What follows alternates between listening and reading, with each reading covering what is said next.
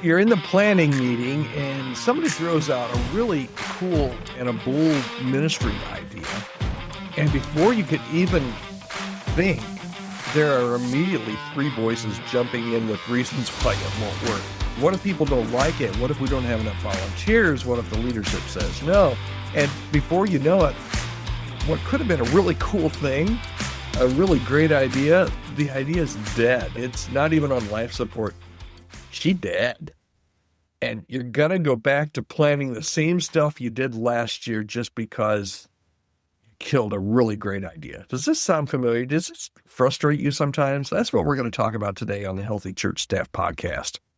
I call it the risk allergy, and most church staff have developed this risk allergy to risk, where every idea gets filtered through the worst case scenario. Every ministry experiment gets killed even before it gets started. And sometimes we've just trained ourselves over time to ask what could go wrong before we ask what could go. And if we break that down, here's what's really happening. Our wisdom has been replaced with fear. Over time, your wisdom gets replaced accidentally. We don't do this on purpose, but it gets replaced with fear. And your team, without even maybe realizing it, stops bringing creative ideas to the table even in the first place because they're just going to get shot down. They learn to self-edit before they even speak. And unfortunately, what happens is any kind of new ideas, any kind of innovation kind of dies in committee because someone always finds a reason to say no. And you end up with ministries that are completely safe, completely predictable, and completely unforgettable.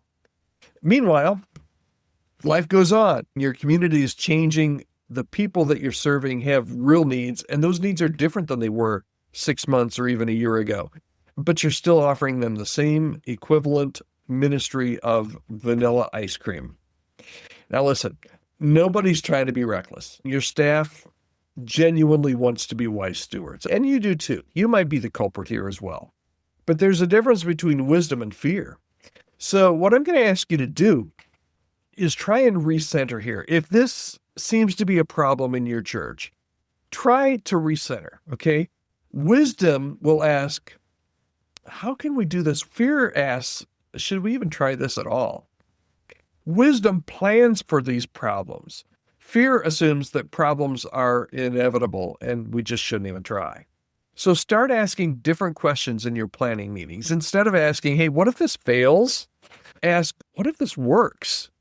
It's a glass half full, glass half empty question. Instead of asking, what if this fails? Or what do we do when this fails?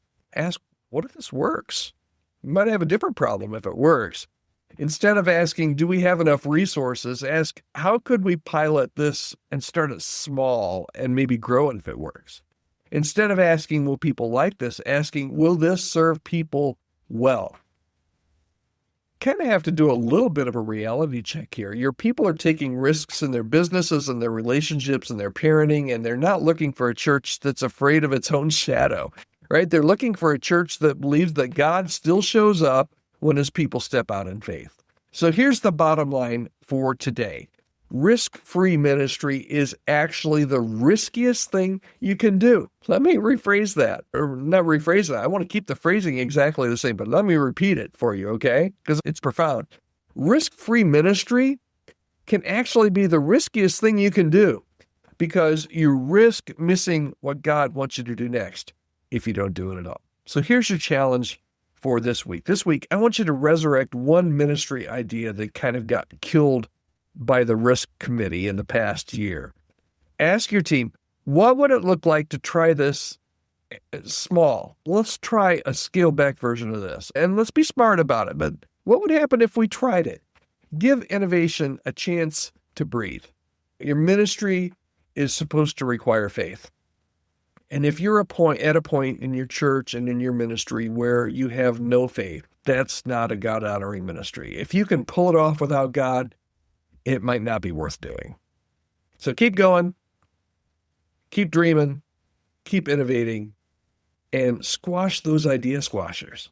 I hope this has been helpful. I enjoy our time together, even though we don't get to talk back and forth, hopefully to enjoy spending some time here with me on the Healthy Church Staff Podcast. I am here every day, so I hope you'll come back tomorrow. Subscribe wherever you're listening to this now so you can get notified, and that just helps us out as well.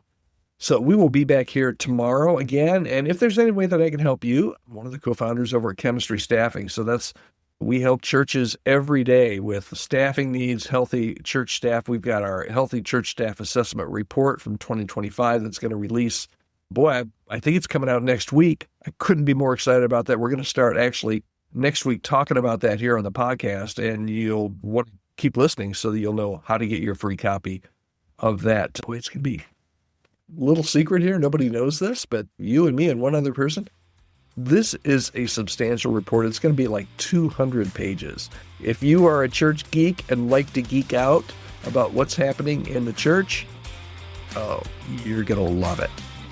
If you're not a geek, you can read the first 20 pages and get the gist of it. All right. Thanks so much for joining me. Hope you'll join me again tomorrow right here on the Healthy Church Staff Podcast. Have a